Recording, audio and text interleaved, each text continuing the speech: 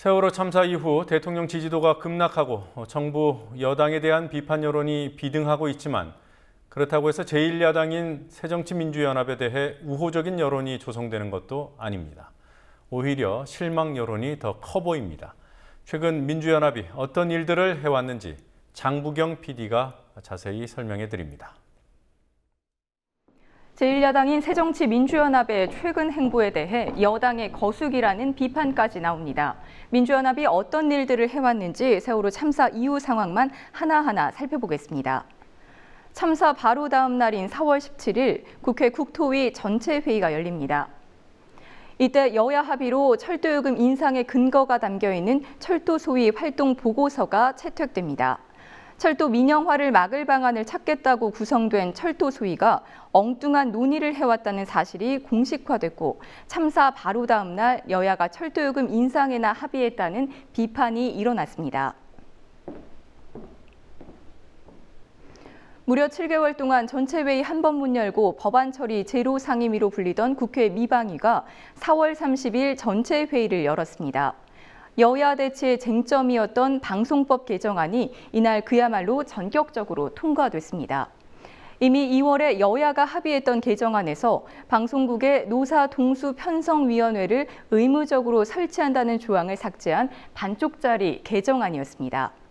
언론단체들은 세월호 참사에 대한 왜곡 보도가 판치는 상황에서 제1야당이 왜곡 보도를 견제할 최소한의 장치마저 포기한 채 여당과 야합했다고 비난했습니다.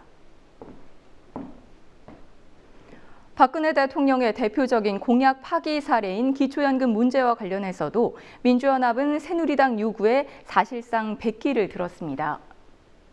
민주연합 내 반발이 가장 컸던 사안이었지만 지난 2일 보건복지위에서 기초연금과 국민연금을 연계한 여당안이 통과됐습니다.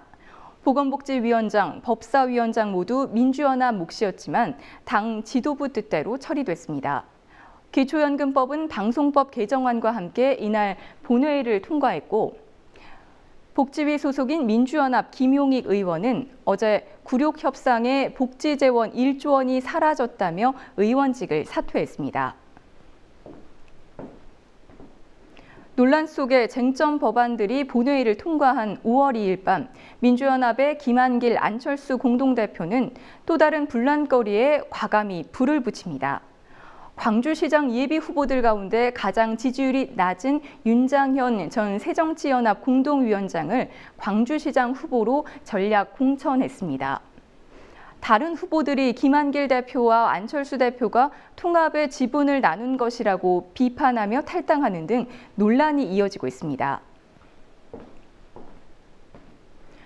민주연합이 KBS 수신료 인상까지 동의해 준 것이 아니냐는 의혹까지 제기되고 있습니다.